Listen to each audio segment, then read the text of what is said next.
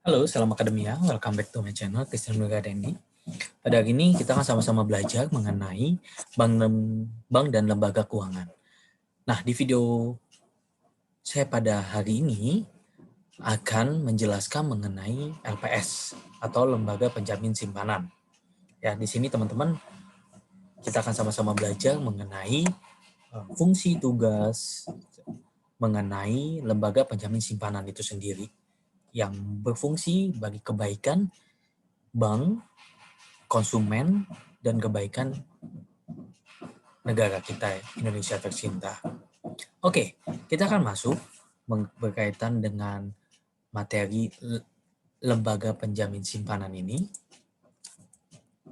Nah, latar belakang dibentuknya LPS atau lembaga penjamin simpanan ini dimulai dari Krismon atau krisis moneter tahun 1998 di mana dilikuidasinya 16 bank yang mengakibatkan menurunnya tingkat kepercayaan masyarakat pada sistem perbankan di Indonesia. Ya, pemerintah mengeluarkan kebijakan memberikan jaminan atas seluruh kewajiban pembayaran bank, termasuk simpanan masyarakat. Ya, menurunnya kepercayaan masyarakat di mana, ya itu tadi, masyarakat di mana sudah menyimpan di bank dan bank tersebut mengalami likuidasi. Akibatnya masyarakat menjadi tidak percaya dan takut untuk menyimpan uangnya di bank. Takut uang yang disimpan di bank itu tidak pernah kembali kepada masyarakat. Oleh karena itu, pemerintah mengeluarkan kebijakan, ya, blanket garansi, yang fungsinya yaitu menumbuhkan kembali kepercayaan masyarakat terhadap industri perbankan yang ada di Indonesia. Nah, ruang lingkup penjaminan yang terlalu luas sehingga perlu digantikan dengan sistem penjaminan yang terbatas, yaitu LPS, ya, Lembaga Penjamin Simpanan.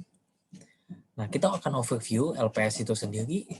Dasar hukum terbentuknya lembaga ini yaitu Undang-Undang Nomor 24 Tahun 2004 dan Undang-Undang Nomor 7 Tahun 2009, di mana badan hukum berdasarkan Undang-Undang LPS, di mana independen, transparan, dan akuntabel dalam melaksanakan tugasnya, bertanggung jawab kepada Presiden langsung, beroperasi sejak 22 September tahun 2005, mempunyai fungsi yaitu menjamin simpanan nasabah penyimpan.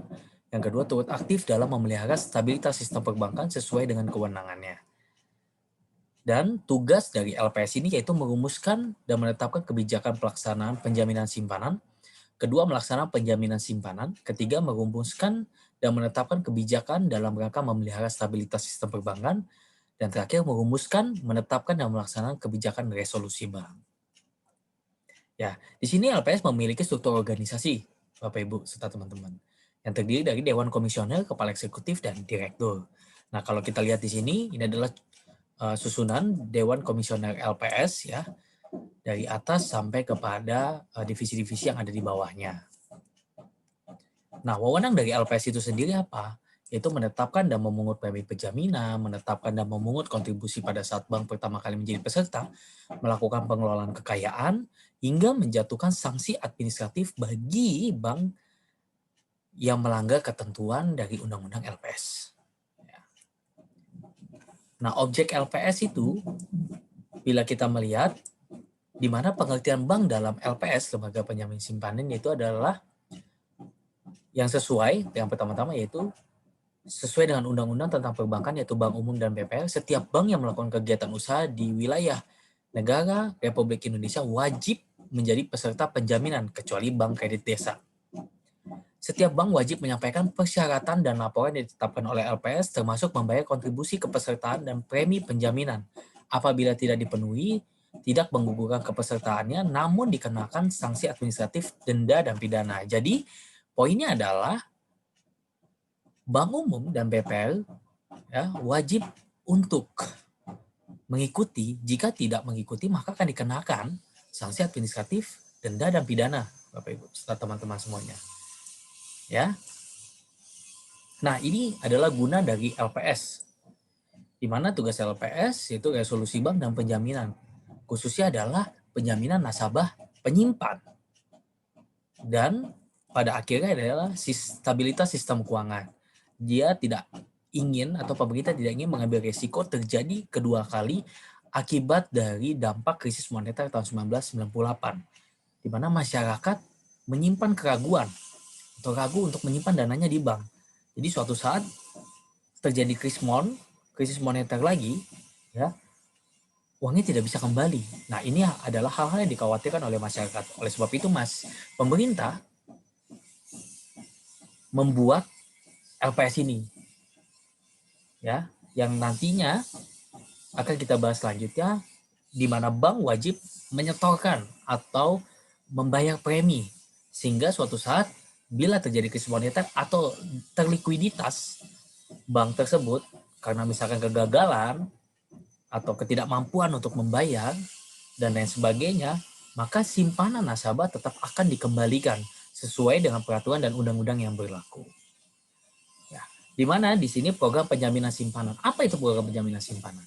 Di mana suatu program memberikan perlindungan kepada nasabah penyimpanan suatu bank apabila izin usaha bank tersebut dicabut dengan cara membayar simpanan nasabah sampai dengan jumlah tertentu dengan catatan harus memenuhi kriteria yang telah ditetapkan, yaitu kriteria layak bayar.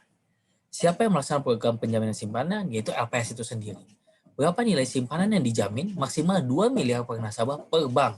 Jadi teman-teman, Bapak Ibu serta anak semuanya, jika teman-teman akan ke bank, pastikan bank tersebut ada logo ini. Nah, bank peserta penjaminan LPS. Jadi tidak usah khawatir, Bapak Ibu serta teman-teman semuanya, ketika bank tersebut sudah ada logo ini, sudah mengikuti aturan yang berlaku, maka simpanan yang ditabung oleh Bapak Ibu itu akan tetap aman meskipun terjadi dampak krisis moneter ataupun kegagalan bank dan lain sebagainya.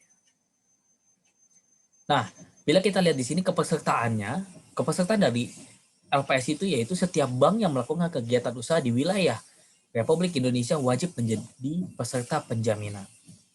Bank peserta penjaminan meliputi seluruh bank umum, bank kekreditan rakyat, baik bank konvensional maupun bank syariah. Yang ketiga yaitu kantor cabang dari bank yang berkedudukan di Indonesia yang melakukan kegiatan perbankan di luar wilayah Republik Indonesia tidak termasuk dalam penjaminan. Ya, jadi yang hanya ada di wilayah Republik Indonesia. Nah, program penjaminan simpanan, apa saja jenis simpanan yang dijamin? Kalau bank ini dibagi dua, bank konvensional dan bank syariah. Bank konvensional, giro, deposito, sertifikat deposit, tabungan, dan bentuk lain yang dipersamakan dengan itu. Kemudian bank syariah, apa saja? Yaitu giro wadiah dan giro mudharabah, tabungan wadiah dan tabungan mudharabah. Ketiga, deposito mudharabah, dan keempat, simpanan lain yang ditetapkan LPS. Apa kriteria supaya simpanan layak bayar? Yaitu simpanan tercatat dalam pembukuan bank. Jadi pastikan teman-teman, Bapak Ibu, simpanan yang Anda simpan di bank itu sudah tercatat. Kemudian yang kedua, tingkat bunga yang diberikan tidak melebihi tingkat bunga penjaminan LPS. Dan yang terakhir, tidak melakukan tindakan yang merugikan bank, misalnya memiliki kredit macet. Jadi ketiga hal ini yang harus dipatuhi baik itu bank maupun dari kepesertaan atau nasabah itu sendiri. Kalau Bapak Ibu serta teman-teman memiliki kredit macet, otomatis tidak memenuhi simpanan layak bayar. Oke, yang selanjutnya yaitu perhitungan nilai simpanan dijamin. Ini adalah salah satu contoh. Misalkan satu nasabah memiliki beberapa rekening dalam satu bank. Maka dijumlahkan dulu seluruh simpanannya dan LPS menjamin paling banyak 2 miliar. Ini contoh ya. Misalkan si Ali mempunyai deposito, total simpanannya 3,7 M.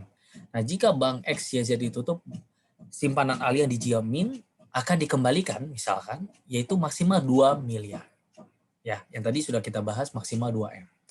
Begitupun Budi, ada tabungan deposito jumlahnya 2,2. Tetap yang dijamin oleh LPS yaitu 2M. Paling banyak 2M. Ya. Kemudian selanjutnya, apakah setiap bank di Indonesia ikut program penjaminan? Nah, di sini setiap bank yang menjalankan kegiatan usaha di wilayah Republik Indonesia wajib menjadi peserta penjaminan LPS, termasuk kantor cabang bank asing. Ya, jadi kantor cabang bank asing yang ada di wilayah Republik Indonesia wajib untuk mengikuti peserta penjaminan LPS.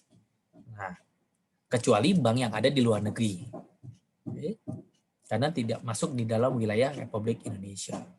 Kemudian program penjaminan simpanan. Apakah nasabah membayar premi supaya dijamin? Jawabannya adalah tidak. Yang membayar premi adalah bank, yaitu sebesar 0,2% per tahun dari rata-rata saldo bulanan total simpanan yang dibayarkan setiap semester. Perhitungan premi 0,1% setiap periode. Jadi total ada 2 periode nih, Bapak Ibu serta teman-teman. Periode pertama 1 Januari sampai 30 Juni, periode kedua yaitu 1 Juli sampai 31 Desember. Ya. Kemudian pembayaran premi dibayarkan 2 kali dalam setahun. Oke, mungkin itu saja penjelasan dari saya. Semoga penjelasan berkaitan dengan lembaga penjamin simpanan ini dapat bermanfaat bagi Bapak Ibu serta teman-teman semuanya. Terima kasih dan salam akademia.